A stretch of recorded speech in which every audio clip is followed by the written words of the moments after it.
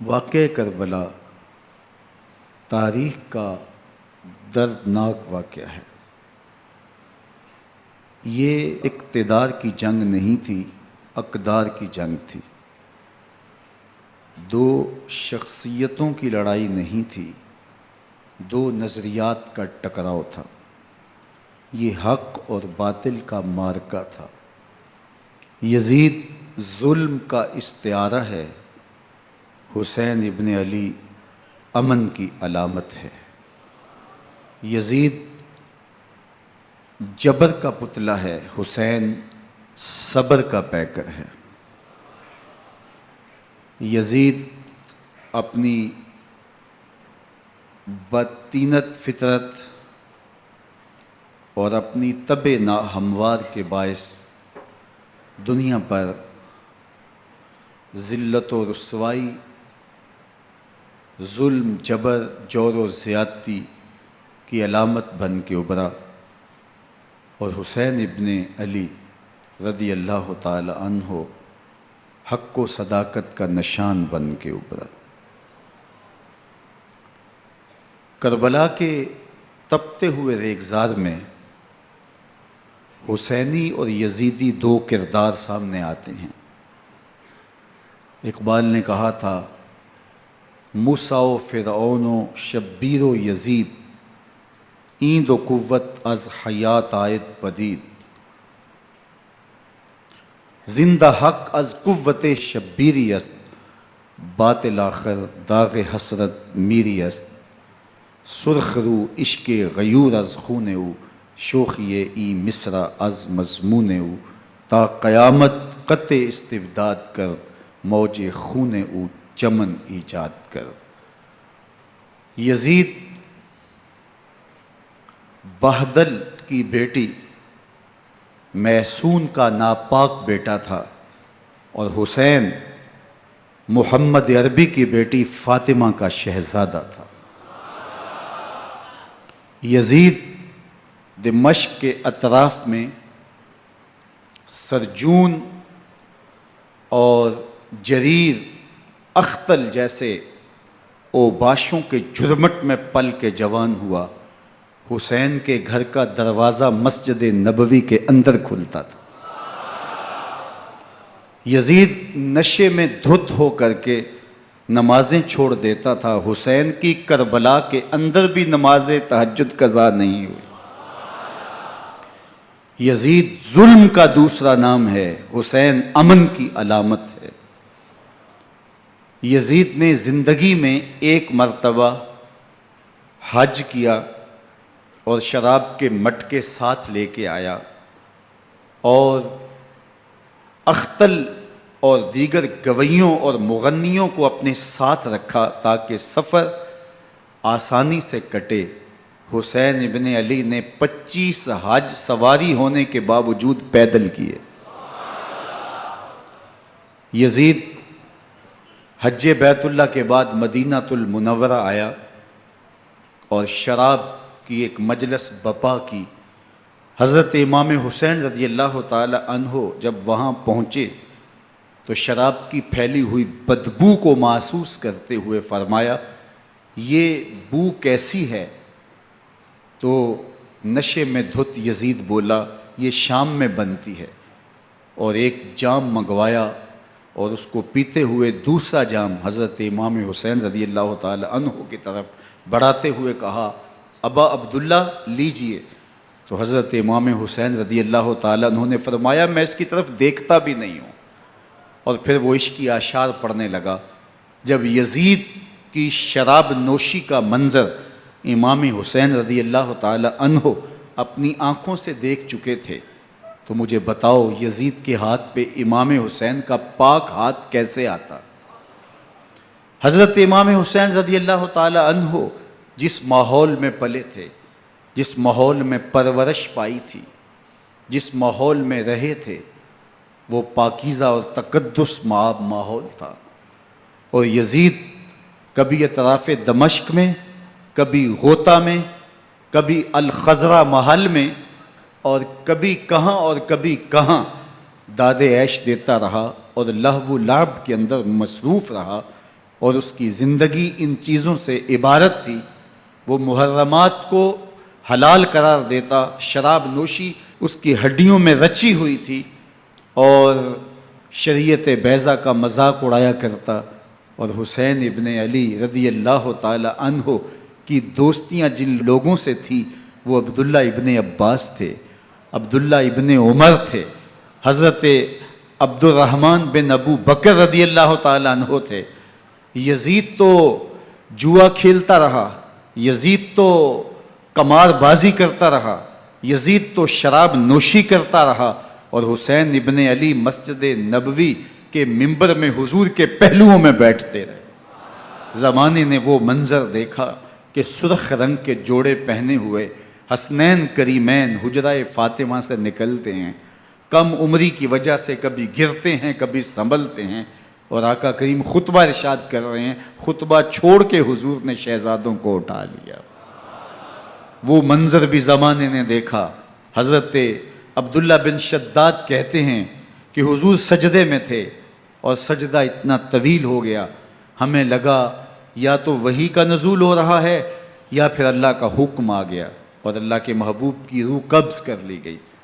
لیکن میں نے جب نظریں اٹھا کے ننکیوں سے دیکھا تو کیا منظر تھا کہ حسین ابن علی حضور کی پشت پہ بیٹھے ہوئے اور میرے آقا سجدے کو طول دے رہے ہیں۔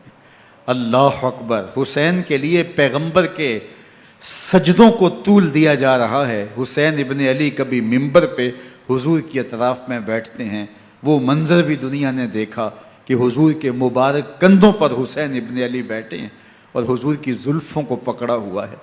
تو حضرت عمر رضی اللہ تعالیٰ عنہ دیکھ کے کہتے ہیں واہ واہ کیسی سواری میسر آئی حسین ابن علی کو۔ تو میرے آقا مسکرا کے کہتے ہیں عمر سواری دیکھتے ہو سوار بھی تو دیکھو۔ اللہ اکبر! حضرت اسامہ بن زید بن حارثہ رضی اللہ تعالیٰ عنہ فرماتے ہیں رات کا ایک پہر گزر گیا اور مجھے حضور سے کوئی کام تھا، میں آقا کریم کی خدمت میں حاضر ہوا، در دولت پہ دستک دی، حضور تشریف لائے تو چادر اوڑی تھی، بکل کی ہوئی تھی میرے حضور نے، تو میں نے اپنی حاجت کہی تو حضور نے میری حاجت پوری کر دی۔ لیکن ایک منظر میں نے دیکھا کہ حضور نے جو چادر کی بکل فرمائی تھی اس کے اطراف میں پہلوؤں میں ابھار تھے جس طرح اندر کوئی ہو۔ مجھ سے نہ رہا گیا، میں نے پوچھ لیا، میں نے کہا بندہ نواز چادر کے اندر کیا ہے؟ فَكَشَفَهُ، تو حضور نے چادر کو کھول دیا۔ فَإِذَا الْحَسَنُ وَالْحُسَيْنُ عَلَىٰ وَرِكَيْهِ، تو کہتے ہیں میں نے اپنی آنکھوں سے دیکھا ایک پہلو سے امام حسین لپٹے ہوئے تھے، ایک پہلو سے امام حسن لپٹے ہوئے تھے۔ فرمایا یہ میرے بیٹے ہیں، یہ میری بیٹی کے بیٹے ہیں، اے اللہ میں ان سے پیار کرتا ہوں، تو بھی ان سے پیار کر، جو ان سے پیار کرے اس سے بھی پیار کر۔ ان کی محبت کا درس دیا، ان کے پیار کا سبق پڑھایا، کہا ان سے پیار کرنے والا میرے سے پیار کرنے والا ہے، ان سے بغض رکھنے والا میرے سے بغض رکھنے والا ہے۔ ان کی تکلیف حضور کو بے چین کر دیتی تھی۔ حضرت سیدہ فاطمہ الزہرا رضی اللہ تعالی عنہ کے گھر کے قریب سے گزرے تو حضرت امام حسین کے رونے کی آواز آ رہی تھی، تو آقا کریم علیہ السلام نے فرمایا کہ فاطمہ حسین کو چپ کرواؤ، الا تعلمی ان بقاءہ یوزینی، تو جانتی نہیں حسین کا رونا مجھے دکھ دیتا ہے۔ حسین ابن علی کو حضور رونے نہیں دیتے تھے، ان کو دکھی نہیں ہونے دیتے تھے، کیونکہ رسول اللہ صلی اللہ علیہ وسلم جانتے تھے کہ یہ کتنے دکھ سہے گا، کتنی تکلیفوں سے گزرے گا اور کتنے مصائب سہے گا۔ زمانے نے وہ گھڑیاں بھی دیکھیں کہ حضرت حذیفہ بن یمان رضی اللہ تعالیٰ عنہ فرماتے ہیں کہ میں حضور کی خدمت میں نماز مغرب کی ادائیگی کے لیے حاضر ہوا، اور میں نے یہ اجازت خاص طور پہ اپنی ماں سے اس شرط پہ لی تھی کہ امی آپ مجھے اجازت دیں، میں حضور کی خدمت میں حاضر ہوتا ہوں، مغرب کی نماز بھی ادا کروں گا اور پھر حضور سے عرض کروں گا حضور میرے لیے اور میری ماں کے لیے بخشش کی دعا کر دیجئے۔ ماں نے اس شرط پہ اجازت دے دی اور میں حضور کی خدمت میں آ گیا، نماز مغرب ادا کی، سلام پھرا تو میرے دل میں آرزو تھی میں حضور سے عرض کروں حضور میرے لیے اور میری ماں کے لیے مغفرت کی بخشش کی دعا کر دیں، لیکن حضور عبادات میں ذکر میں نوافل میں ایسے مشغول ہوئے کہ میں آرزو رکھنے کے باوجود بھی عرض نہ کر سکا۔ خیر نماز عشاء کا وقت ہوا، اذان پکاری گئی، حضور مصلی پہ آئے، نماز پڑھی، سلام پھرا، تو میرے دل میں پھر خیال آیا کہ ماں سے ایک نماز کی چھٹی لی تھی، نمازیں بھی 2 ہو گئیں، ماں نے جاتے پوچھنا ہے حضور سے میرے لیے اور اپنے لیے مغفرت کی، بخشش کی دعا کروائی تھی، تو کیا جواب دوں گا؟ اور حضور اٹھے اور کاشانہ اقدس کی طرف چل دیے۔ اب میرے دل میں یہ خیال رہ کے آ رہا تھا کہ ماں کو کیا جواب دوں گا، میں تو حضور سے بخشش و مغفرت کی دعا کروا ہی نہیں سکا۔ جب حضور چل پڑے تو غیر ارادی طور پہ میں بھی حضور کے پیچھے چل پڑا۔ چلنے میں تھوڑی سی رفتار تیز ہو گئی، جس سے قدموں کی آہٹ پیدا ہوئی، تو جب آواز پیدا ہوئی تو حضور نے رخ پھیرے بغیر فرمایا من ھذا، میرے پیچھے پیچھے کون آ رہا ہے؟ پھر خود ہی کہا حذیفہ تو نہیں؟ تو میرا دل دھڑک رہا تھا، قلت نعم، میں نے کہا جی حضور میں حذیفہ ہوں۔ فرمایا ما حاجتک غفر اللہ لک ولامک، کیا کام ہے؟ اللہ تجھے بھی بخش دے، تیری ماں کو بھی بخش دے۔ اب جو کام تھا وہ جنبش لب سے پہلے ہی ہو گیا، یہاں تو لفظوں کا سہارا بھی نہیں لینا پڑتا، وہ بند لبوں کی بولیاں بھی سنتے ہیں۔ اقبال بولا ہے فروغت صبح آثار و دہور، چشم تو بی نندائے ما فی الصدور، تیری نظر تو سینوں کے چھپے راز بھی دیکھتی۔ تو کہا ما حاجتوں کا غفر اللہ لک ولامک، اللہ تجھے بخش دے، تیری ماں کی بھی مغفرت کر دے، کیا کام ہے؟ اب جو کام تھا وہ تو ہو گیا۔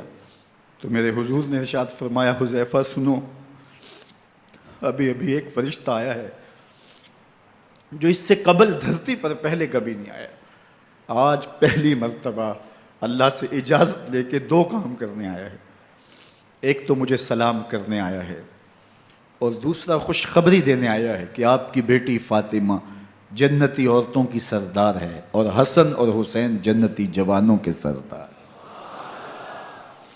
ایک طرف یزید ناپاک میسون کا پلیت بیٹا، اور ایک طرف محمد عربی کا نواسا، فاطمہ کے دودھ کا اثر، علی المرتضیٰ کے خون کی تاثیر، رسول اللہ صلی اللہ علیہ وسلم کے کندھوں پہ بیٹھنے والا۔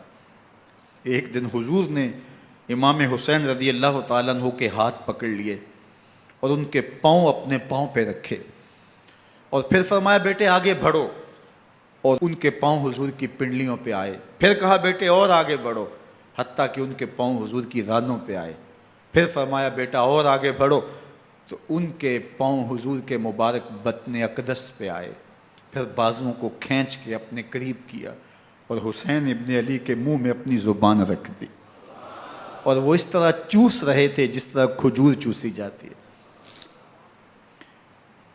تو اللہ کے محبوب علیہ السلام نے حسین ابن علی کو اپنی زبان کا لعاب دہن دے کر کے، وہ شیر رحمت دے کر کے، وہ کوثر و تسلیم سے پاکیزہ تر آب رحمت عطا کر کے ان کی ہمیشہ کے لیے پیاس بجھا دی، تاکہ کل کربلا کے تپتے ہوئے ریگزار میں حسین ابن علی کو پیاس کی شدت تنگ نہ کرے اور پائے استقلال میں لغزش نہ آنے پائے۔ ان نازوں سے پالے ہوئے حسین کو، ان محبتوں سے پالے ہوئے حسین ابن علی کو امتحان بھی اتنے بڑے درپیش تھے۔ یاری تیری سونا پر ازمیشاں تیریاں اگ، سونا پرکھیا جامدہ ہے نال اگاں دے لگ۔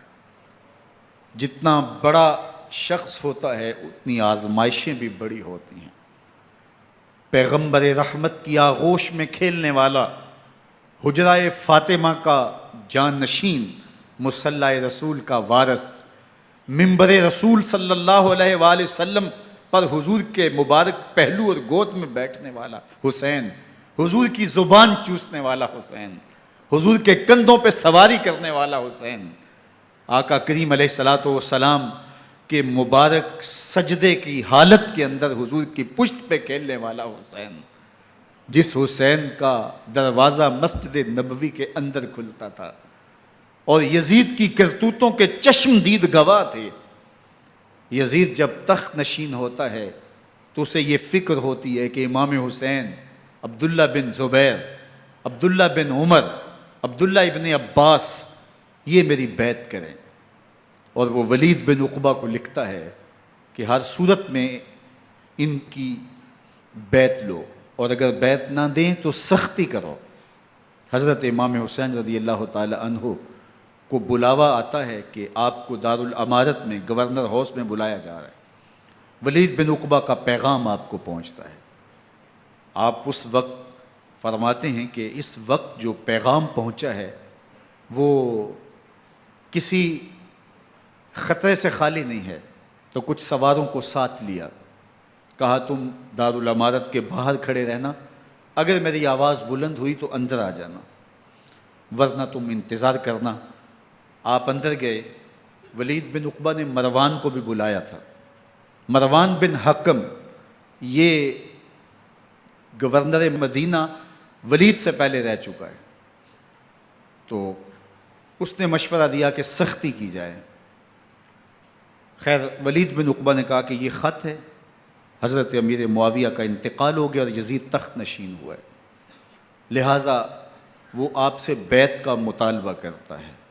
تو حضرت امام حسین رضی اللہ تعالیٰ عنہ نے فرمایا کہ میرے جیسا شخص یوں چھپ کے بیعت نہیں کر سکتا، اور آپ واپس پلٹے۔ مروان بن حکم نے ولید بن عقبہ کو کہا کہ یہ موقع ہے جانے نہ دیا جائے، اگر یہ نکل گئے تو دوبارہ تم قابو نہیں پا سکو گے، اور انہیں یہیں قتل کر دیا جائے۔ حضرت امام حسین رضی اللہ تعالیٰ عنہ نے یہ بات سن لی۔ کہتے ہیں حضرت امام حسین انہی قدموں کے بل واپس پلٹے اور مروان بن حکم سے مخاطب ہو کے کہا، مروان کیا بول رہا ہے؟ وہ خاموش ہو گیا۔ فرمایا تو جانتا نہیں ہم کون ہیں؟ آنا حسین ابن علی ابن ابی طالب، میں حسین ہوں، میں علی کا بیٹا ہوں، ہمارے گھر میں قرآن اترتا رہا ہے، وحی کا نزول ہوتا رہا ہے، اور یزید فاسق ہے، فاجر ہے، مسلمانوں کا قاتل ہے اور شرابی ہے، میں ڈنکے کی چوٹ پہ یزید کی بیعت سے انکار کرتا ہوں۔ بس حیدری کچھار سے محمدی شیر نکل آیا ہے۔ اب اوسان خطا ہو گئے، راستہ چھوڑ دیا، واپس آئے، سیدہ زینب سے ملے، کہا مدینے کو چھوڑنا پڑے گا۔ کہا بھیا کیا ہوا؟ کہا یزید بیعت لینے پہ مصر ہے اور میں کسی صورت بھی بیعت نہیں کروں گا۔ رسول اللہ کا مدینہ ہمارے خون سے لالا زار بنے گا، میں نہیں چاہتا کہ حضور کے شہر نور کی حرمت پامال ہو۔ دوستو وہ کیسا منظر ہوگا جب حسین ابن علی نے آخری حاضری حضور کے روضے پہ دی ہوگی۔ حاجی یا معتمر 10 دن کے لیے، 8 دن کے لیے، 20 دن کے لیے مدینہ المنورہ عارضی سکونت اختیار کرتا ہے، اور حضور کے روضہ انور سے، اس شہر نور سے، ان گلیوں سے، ان بام و در سے ایسا مانوس ہو جاتا ہے کہ جب واپس پلٹ رہا ہوتا ہے ان دعاؤں کے ساتھ کہ دوبارہ آنا بھی نصیب ہو، اور اسے لگتا ہے کہ میں دوبارہ بھی بلایا جاؤں گا، لیکن اس کے باوجود شہر حبیب چھوڑنا قیامت سے کم نہیں ہوتا۔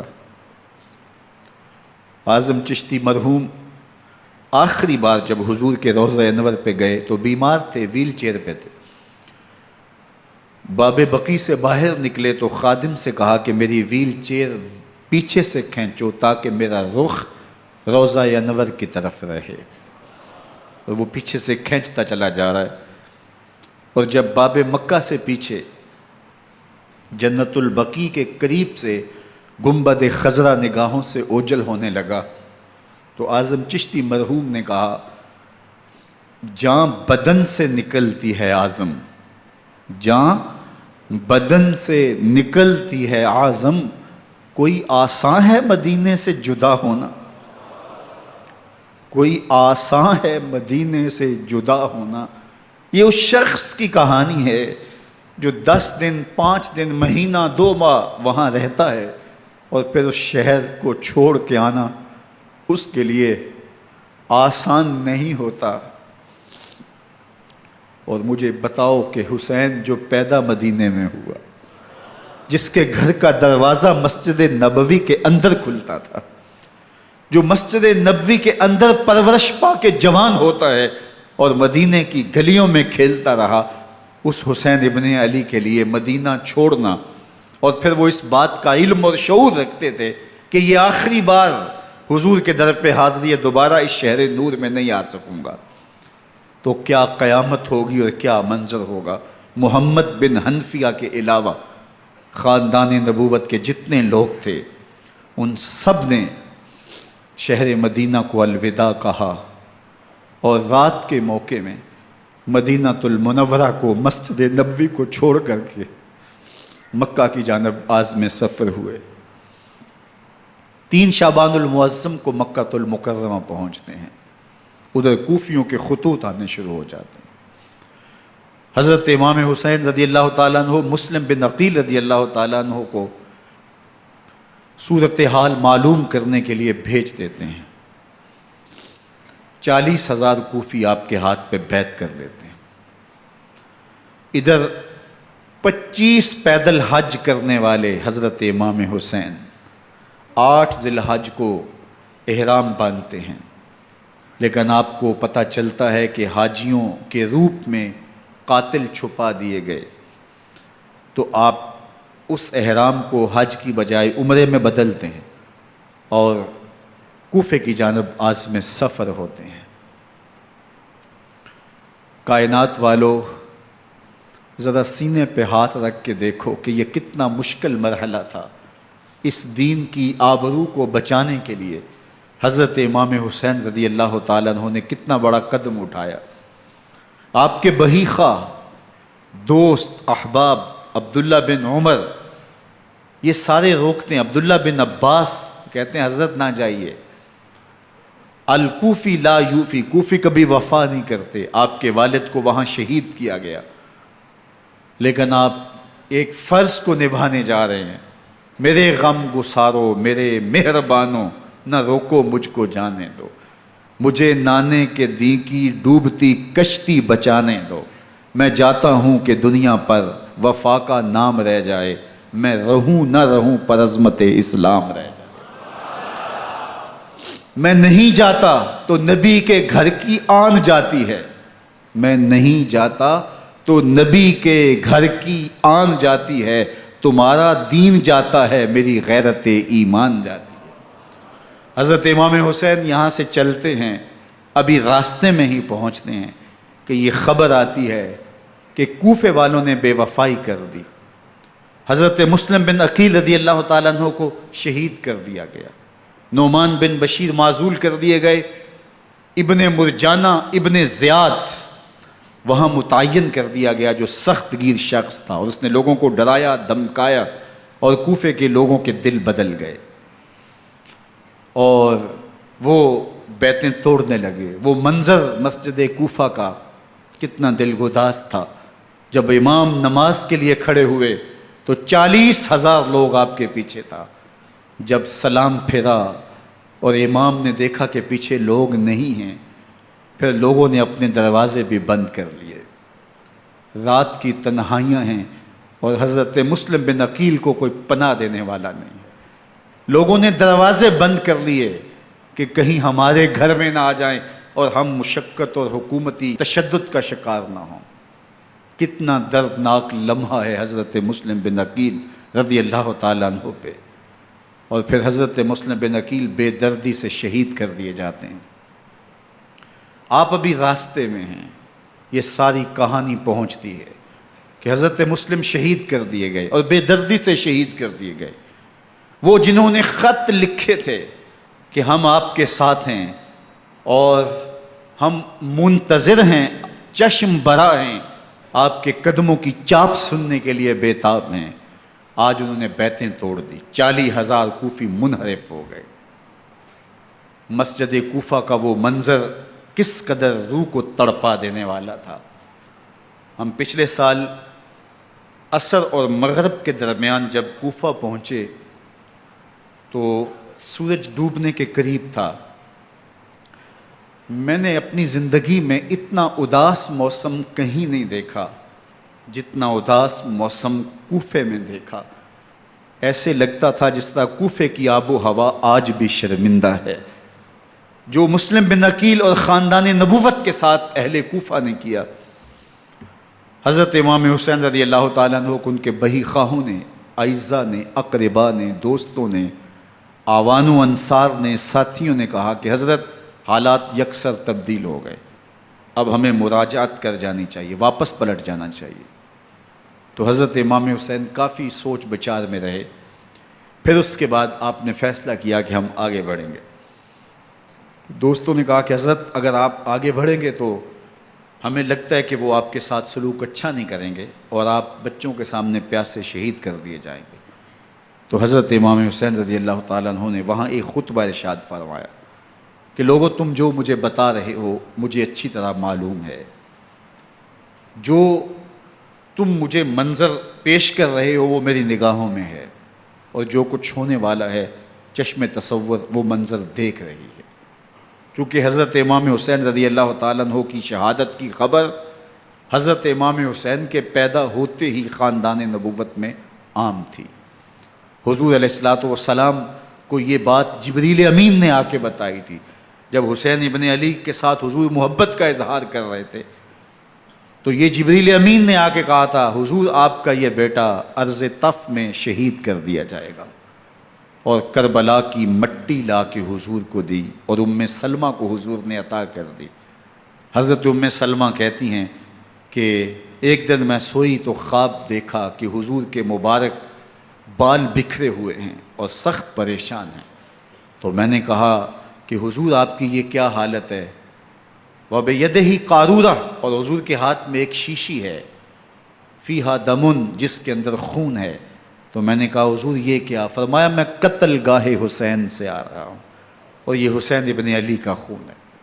تو کہا 10 محرم کا دن تھا، دوپہر کا یہ منظر تھا، میں کیلولہ کر کے اٹھی، جب میں نے دیکھا تو وہ شیشی جس میں کربلا کی مٹی رکھی تھی وہ خون بن چکی تھی۔ تو یہ خبر پہلے دی گئی تھی، یہ بتا دیا گیا تھا۔ فرمایا میرے دوستو جو تم مجھے بتاتے ہو میں اس سے بے خبر نہیں ہوں، یہ سب کچھ ہونے والا ہے، لیکن اس کے باوجود میں کیوں جا رہا ہوں؟ تو آپ کا ایک تاریخ ساز جملہ ہے جو کربلا کے فلسفے کو ہمارے سامنے رکھتا ہے کہ یہ اتنا بڑا امتحان کیوں دیا۔ حضرت امام حسین رضی اللہ تعالیٰ عنہ نے فرمایا وَلَكُمْ فِي أُسْوَةٌ، میں اس لیے جا رہا ہوں قیامت تک ظلم، جبر اور ناانصافی کے خلاف کھڑے ہونے والوں کے لیے کوئی نمونہ تو ہو۔ میری زندگی قیامت تک ظلم، جبر اور استحصالی نظام کے خلاف کھڑے ہونے والوں کے لیے نمونہ ہے۔ تو حضرت امام حسین رضی اللہ تعالیٰ عنہ نے حق اور باطل کے درمیان ایک سرخ لکیر کھینچ دی اپنے خون سے۔ اب حق اور باطل کا امتیاز کرنا مشکل نہیں ہے، کوئی باطل پہ اڑا رہے تو الگ بات ہے، لیکن امتیاز کرنا مشکل نہیں ہے۔ حدود بالکل واضح کر دیں۔ اقبال نے یہاں کتنی خوبصورتی کے ساتھ اس مضمون کو نبھایا۔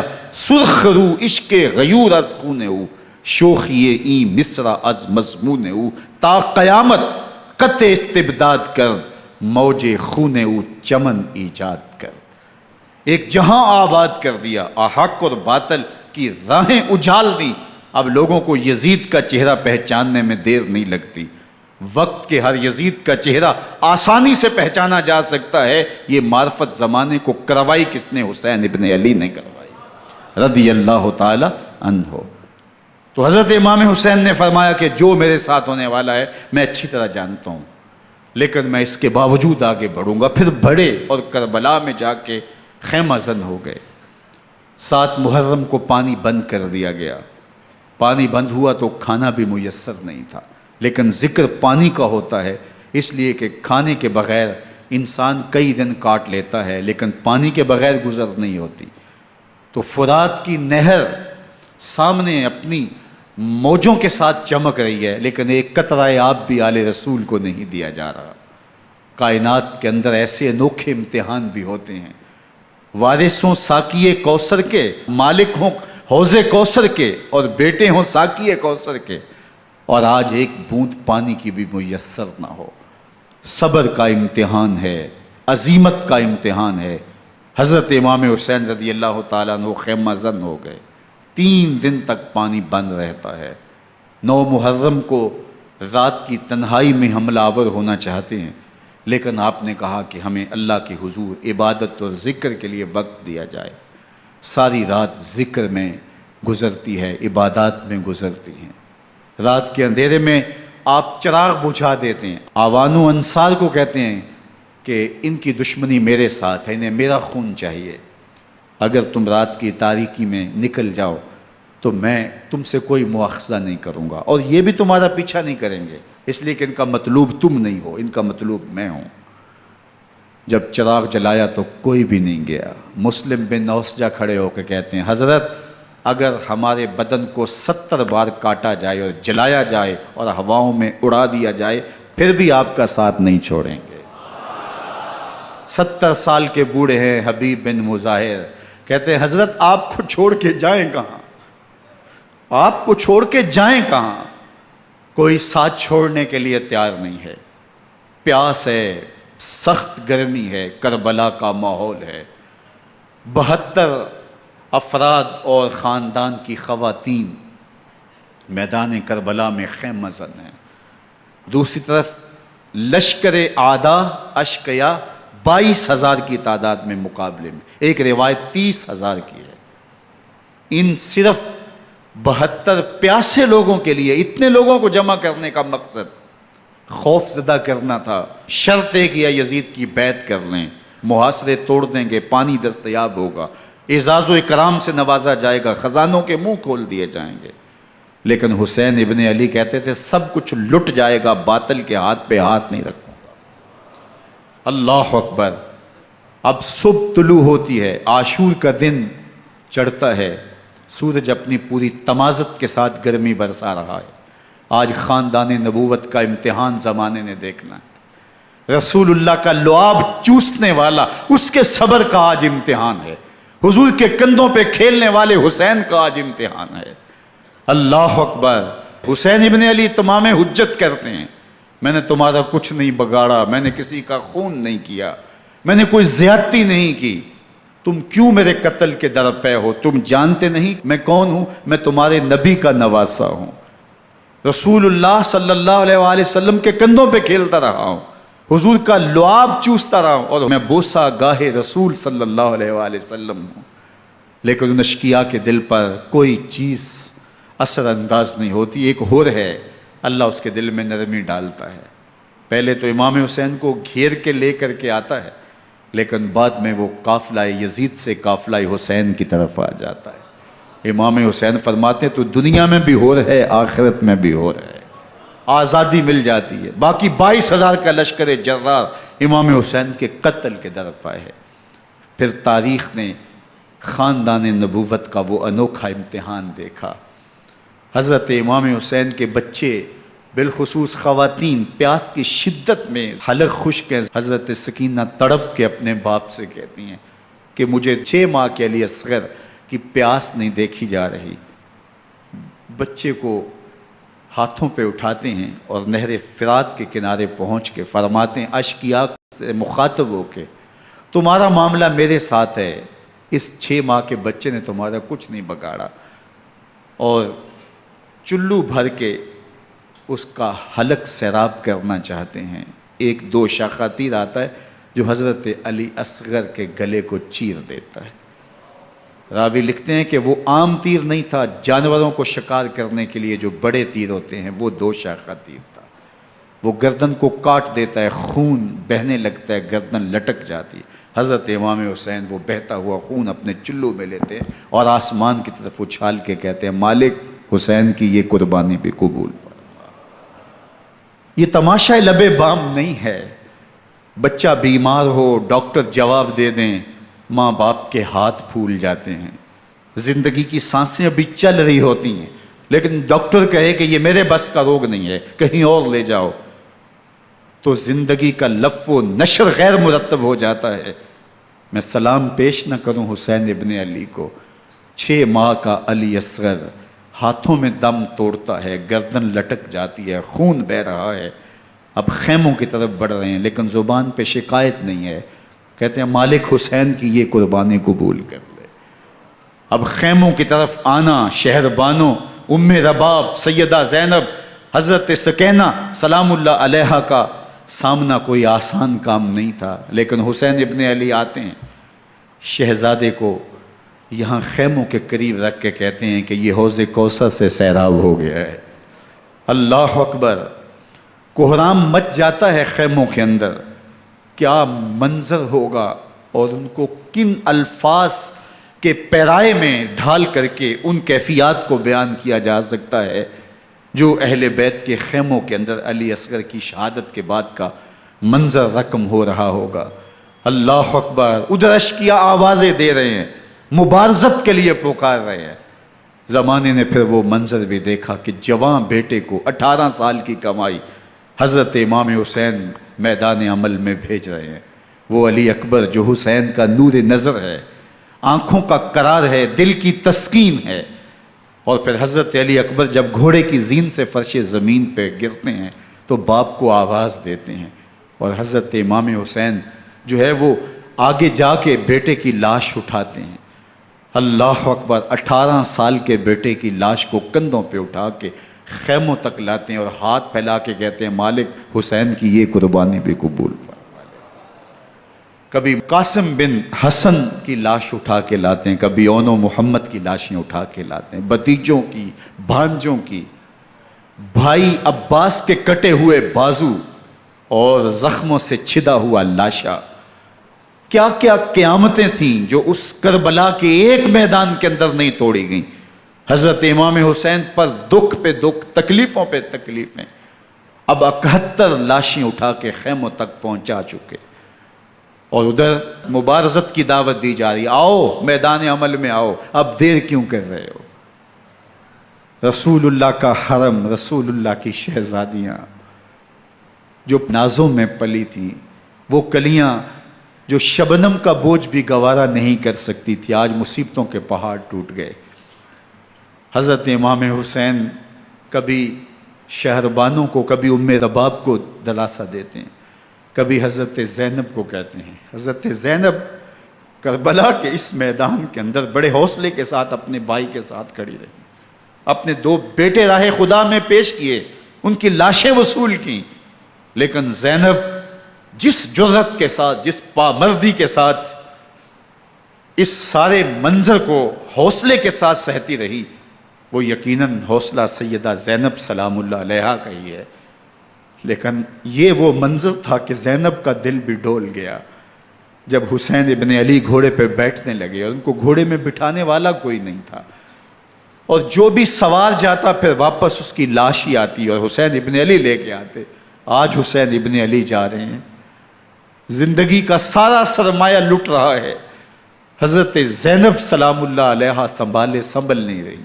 حضرت امام رضی اللہ تعالیٰ عنہ اٹھے اور آپ نے حضرت زینب کو صبر کی تلقین کی اور کہا کہ صبر ہی بہترین ذریعہ ہے اور اللہ کی قربت کا ایک بہترین سبب ہے، اور ان کو صبر کی تلقین کرتے ہوئے فرمایا کہ میرے بعد تم نے اس ذمہ داری کو سنبھالنا ہے اور ان مخدرات اسلام کی، ان شہزادیوں کے پردے کی تم نے حفاظت کرنی ہے۔ اور پھر گھوڑے کی زین کس کے امام حسین لشکر اشکیا کی طرف بڑھتے ہیں۔ اب خیموں سے سسکیوں کی آواز آ رہی ہے، ان کا سردار، ان کا تاجدار آج سب کو چھوڑ کے کربلا کے میدان کی طرف بڑھ رہا ہے۔ جرم کیا کیا، قصور کیا کیا، اس نے کیا زیادتی کی کہ آج نیزوں اور انیوں کے مقابلے میں 22,000 کا لشکر حضرت امام حسین پہ ٹوٹ پڑتا ہے۔ آپ پھر اتمام حجت کرتے ہیں، میں نے کسی کو قتل نہیں کیا، خون ناحق نہیں بہایا، میرے خون کے درپے کیوں ہو، اپنی آخرت کیوں برباد کرتے ہو، تم جانتے نہیں میں کون ہوں، میں تمہارے نبی کا نواسا ہوں۔ لیکن ابن زیاد کہتا ہے مقابلے میں آؤ۔ پھر حضرت امام حسین رضی اللہ تعالیٰ عنہ مقابلے میں آتے ہیں، اور جب گھوڑے کو ایڑ لگا کے دشمن اشقیاء پہ ٹوٹتے ہیں تو پھر ایسا منظر ہوتا ہے کہ وہ بھیڑ بکریوں کی طرح آگے بھاگتے ہیں۔ 71 زخم کلیجے پہ لیے شجاعت کا یہ پیکر جب میدان میں آتا ہے، آواز آتی ہے یہ کون ذی وقار ہے، بلا کا شاہ سوار ہے، لباس ہے پھٹا ہوا غبار سے اٹا ہوا، تمام جسم نازنی چھدا ہوا کٹا ہوا، یہ نبی کا نور عین ہے، یہ بالیقین حسین ہے، یہ حسین ابن علی ہے رضی اللہ تعالیٰ عنہ۔ پھر چاند بادلوں میں گھر جاتا ہے، شامی غنڈے تیر برساتے ہیں، تلواروں سے آپ کے بدن پر ضربیں لگاتے ہیں اور نیزوں سے آپ کے بدن کو پرو دیتے ہیں۔ جب آپ کا پیراہن بعد میں اتارا گیا تو آپ کے پیراہن میں 122 سوراخ تیروں کے تھے، 33 زخم تلواروں کے اور 34 گھاؤ نیزوں کے تھے۔ جب گھوڑے کی زین سے فرش زمین پر آئے، بدن چھلنی تھا، زخم زخم سے خون بہ رہا تھا، 3 دن کا پیاسا حسین، اللہ اکبر، بدن زخموں سے چور، 71 لاشیں کلیجے پہ لیے، مخدرات اسلام کے پردے کا خیال دل میں الگ ہے، لیکن گھوڑے کی زین سے جب فرش زمین پہ امام حسین آتے ہیں، زبان پہ ہائے نہیں، نالا و شیون نہیں، چیخ و پکار نہیں، آتے ہی پیشانی سجدے میں رکھتے ہیں اور پکارتے ہیں اللہم ردن بقضائک وصبرن علی بلائک تسلیمن لامرک سبحان ربی الاعلی۔ مالک گھر لٹا کے، بچے لٹا کے، خاندان سب کچھ قربان کر کے، اپنے بدن کو زخموں سے چھلنی کروا کے، تیروں اور نیزوں کی انیوں سے اپنے آپ کو زخمی کروا کے، تیرے حضور سر جھکا کے یہ اقرار کرتا ہوں کہ حسین تیری تقدیر پہ راضی ہے، مالک تو بھی بتا، تو بھی حسین پہ راضی ہوا ہے کہ نہیں ہوا؟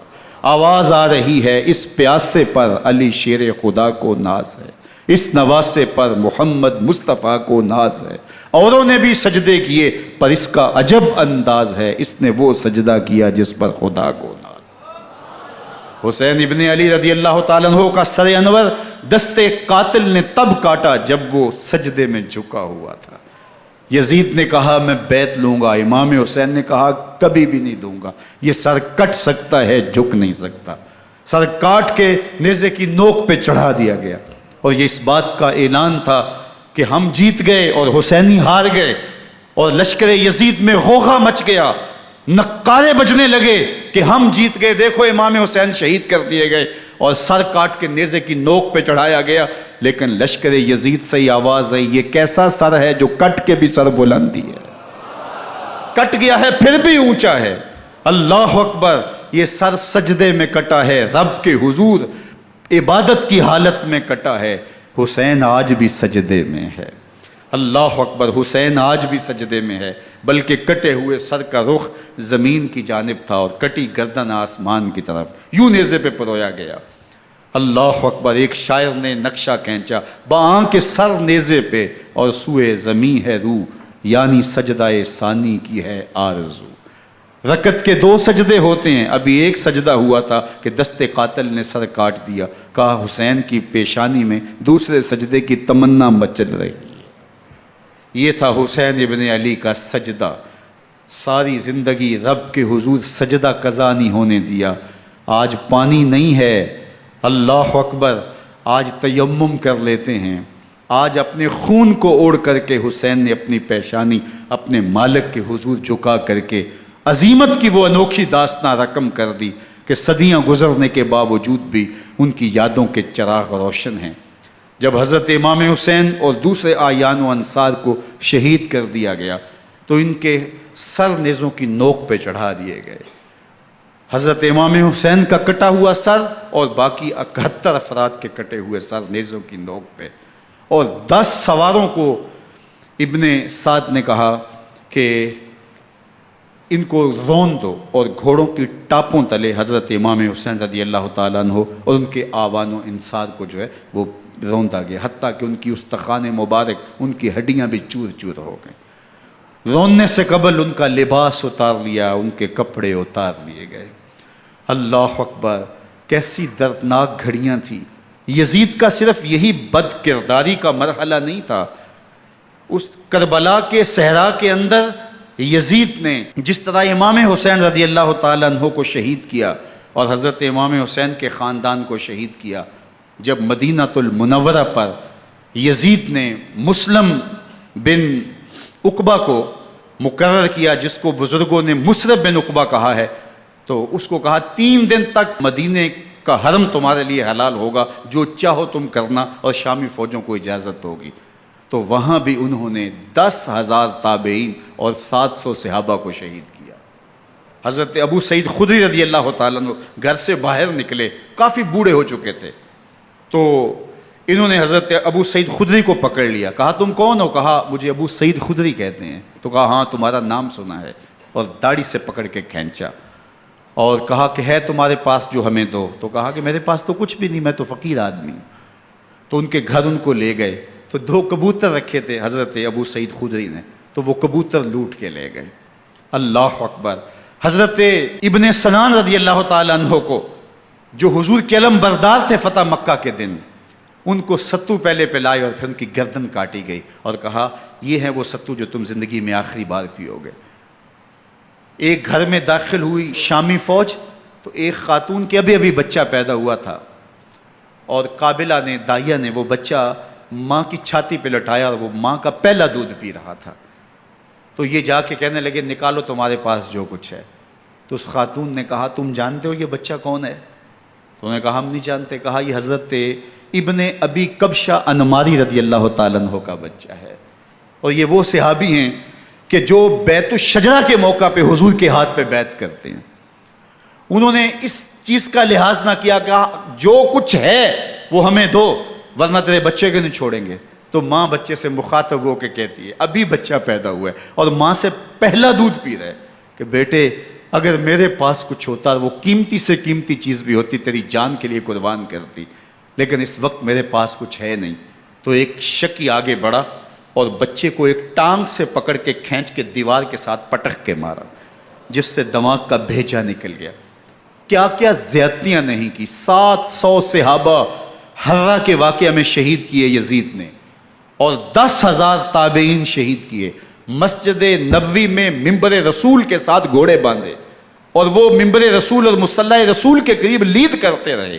حضرت سعید بن المسیب فرماتے ہیں میں نابینا تھا اور حضور کے روضہ انور کے پاس بیٹھا تھا، اور یزید کے سپاہی آتے، جو بھی مسجد میں نظر آتا پکڑ کے لے جاتے، مجھے نابینا سمجھ کے چھوڑ دیتے، لیکن میں پریشان تھا کہ ظہر کا وقت ہوگا، عصر کا وقت ہوگا، مغرب عشاء کا وقت ہوگا، نہ اذان، نہ اقامت، نہ جماعت، تو کیسے مجھے پتہ چلے گا کہ نماز کا وقت ہو گیا، اور کیسی میری نمازوں کا کیا بنے گا؟ میں اس فکر میں بیٹھا تھا۔ لم ازل اسمع الاذان والاقامت من قبر رسول اللہ صلی اللہ علیہ وآلہ وسلم۔ فرماتے ہیں جب بھی پھر نماز کا وقت آیا، گنبد خضرا سے اذان کی بھی آواز آئی، اقامت کی بھی آواز آئی۔ 3 دن تک مسجد نبوی کے اندر گھوڑے بندے رہے، اور مدینہ کی حرمت پامال کی۔ مدینہ کے گھروں کے اندر یہ بدکماش داخل ہوئے، اور جو بدکاریاں انہوں نے کی کلیجہ منہ کو آتا ہے۔ 1002 شیزائیں ان بدکاروں کی بدکاریوں کی وجہ سے کنواری حالت کے اندر حاملہ ہوئی۔ 3 دن تک مدینے کا حرم انہوں نے پامال کیا، اور پھر مکہ المکرمہ میں کعبۃ اللہ پر گولے برسائے، اور کعبہ کا غلاف جل گیا۔ وہ تو یزید مر گیا، اور حضرت عبداللہ ابن زبیر رضی اللہ تعالیٰ عنہ نے اپنی خلافت کا اعلان کیا۔ یزید کے یہ کرتوت تھے، ادھر اہل مدینہ کو ستایا، ادھر اہل مکہ کو ستایا، اور رسول اللہ صلی اللہ علیہ وسلم کے خانوادے کی بے حرمتی اور توہین کی۔ نہ صرف انہیں قتل کیا گیا، ان کی لاشوں پہ گھوڑے دوڑائے۔ ابن سعد اور شمر جو ہے وہ خیموں میں داخل ہوا، اور مخدرات اسلام کی چادریں چھیننے کی کوشش کی۔ حضرت زینب سلام اللہ علیہ نے مخاطب ہو کے کہا ہمارے چہرے کے رکھوالے چلے گئے ہیں، ظالم تو خیال نہیں کرتا ہم رسول اللہ کی بیٹیاں ہیں۔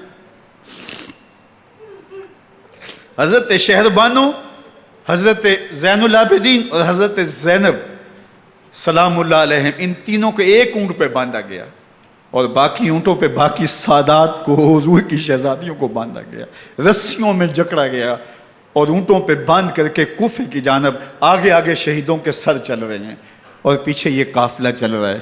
اور جب یہ قافلہ وہاں سے گزرا جہاں لاشیں پڑی تھیں، امام زین العابدین 14 سال کے تھے اور بیمار تھے، اور ان کا حوصلہ نہ ہوا، وہاں غشی ان کے اوپر آنے لگی، اور وہ منظر ابن کثیر نے، باقی لوگوں سب نے لکھا ہے کہ پھر جب ان کی یہ حالت ہوئی تو پھر سیدہ زینب سلام اللہ علیہ، جنہوں نے ابھی تک بڑے حوصلے کے ساتھ ساری مشکلات کا مقابلہ کیا تھا، اب ان کے بندھن ٹوٹ گئے اور آنکھوں سے آنسو بہنے لگے، اور سیدہ زینب نے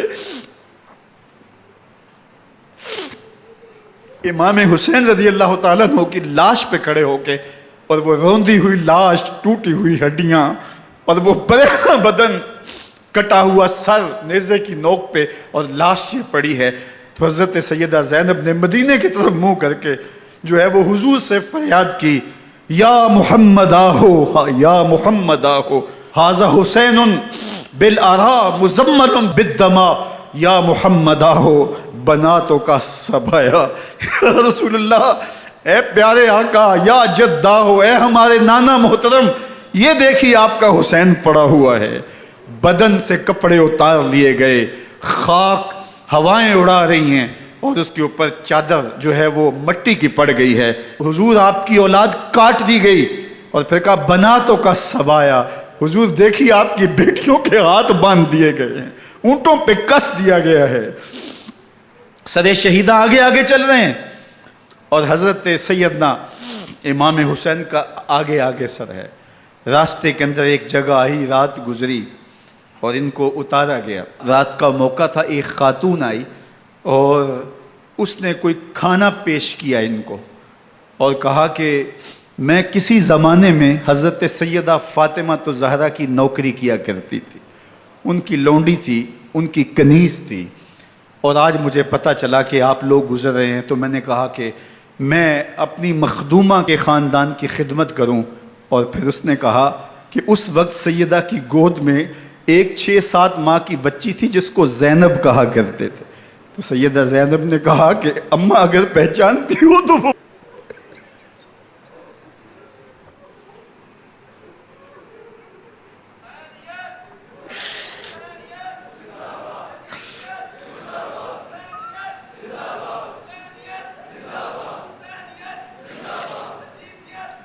یہ تاراج اور لٹا ہوا کارواں پھر وہاں سے کوفے میں کیسے پہنچا، اور کوفے کے اندر سیدہ زینب سلام اللہ علیہا نے وہ یزید کے دربار میں، ابن زیاد کے دربار میں وہ جرأت آمیز جو باتیں کہیں، اللہ اکبر، زینب کی زبان میں علی کی خطابت بول رہی تھی، اور پھر دشمن اور دوست سارے رونے لگے، اور وہ کیا دل گداز منظر تھے۔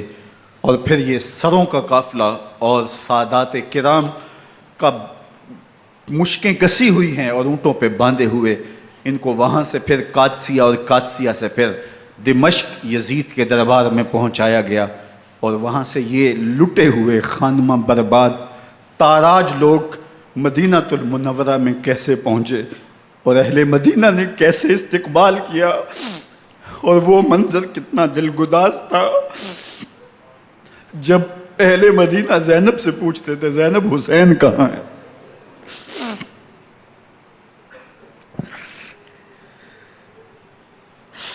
بے مروت بے وفا تیرا بھی کیا افسانہ ہے، جس نے اپنی ہی شمع کو گل کیا تو وہ پروانہ ہے۔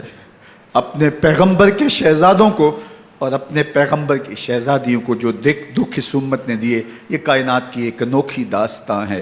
اللہ ہمیں اسوہ شبیری پہ عمل کی توفیق عطا کرے اور ان کے نقوش پاک کی برکتیں دے، اہل بیت کی محبت ہماری روحوں میں جذب کر دے، اور جس عظیمت کے ساتھ، جس حوصلے کے ساتھ انہوں نے دکھوں کو جھیلا، جو دہکتی آگ کے شعلوں پہ سویا وہ حسین، جو جواں بیٹے کی میت پر نہ رویا وہ حسین، جس نے سب کچھ کھو کے کچھ نہ کھویا وہ حسین، مرتبہ اسلام کا جس نے دوبالا کر دیا، خون نے جس کے دو عالم میں اجالا کر دیا، جو کہ سوزے غم کو سانچے میں خوشی کے ڈھال کے، مسکرایا موت کی آنکھوں میں آنکھیں ڈال کے۔